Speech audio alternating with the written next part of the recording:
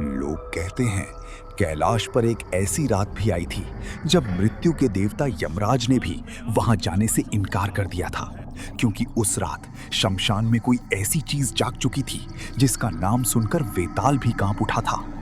हजारों वर्ष पहले की बात है। हिमालय की बर्फीली चोटियों के बीच कैलाश पर्वत के नीचे एक विशाल शमशान हुआ करता था।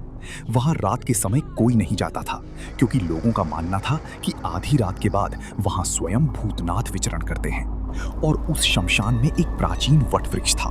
कहा जाता था कि उस वृक्ष पर एक वेताल रहता है, लेकिन वो साधारण वेताल नहीं था। वो मृत आत्माओं के रहस्य जानता था और भविष्य देख सकता था। एक रात अचानक पूरे यमलोक में अशांति फैल गई। मृत आत्माएं चीखने लगीं, यमदूत भयभीत होकर भागने लगे। यमराज अपने सिंहासन से उठ खड़े हुए। उन्होंने पहली बार मृत्यु के लोक में डर महसूस किया। तभी एक घायल यमदूत कांपते हुए उनके सामने गिरा।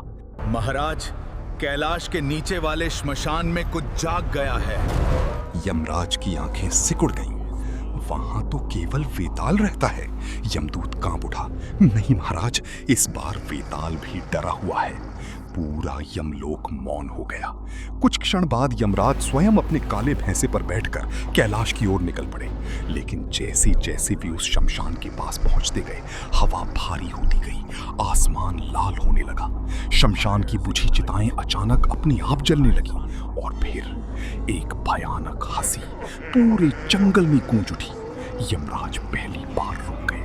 वो हंसी इंसानी नहीं थी।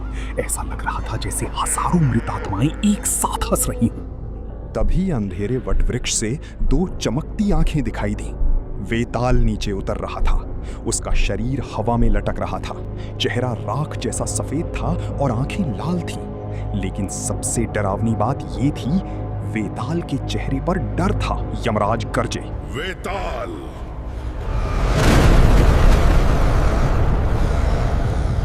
क्या हुआ है यहाँ?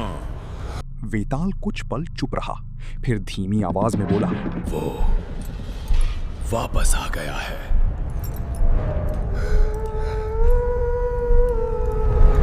अचानक पूरी धरती कांप उठी। शमशान की सारी आग एक साथ बुझ गई। पूरा वातावरण अंधेरे में डूब गया।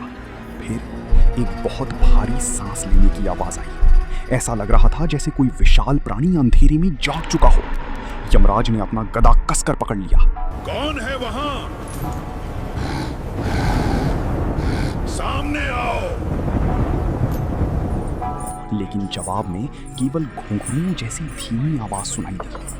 और फिर अंधेरे के बीच एक विशाल आकृति दिखाई दी। लंबे जटाधारी बाल, पूरे शरीर पर भस्म, गले में सांप और 3 चमकती आंखें। स्वयं भूतनाथ प्रकट हो चुके थे।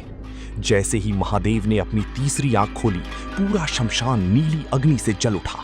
वेताल तुरंत उनके चरणों में गिर पड़ा। ये देखकर यमराज भी कुछ पल मौन रह गए।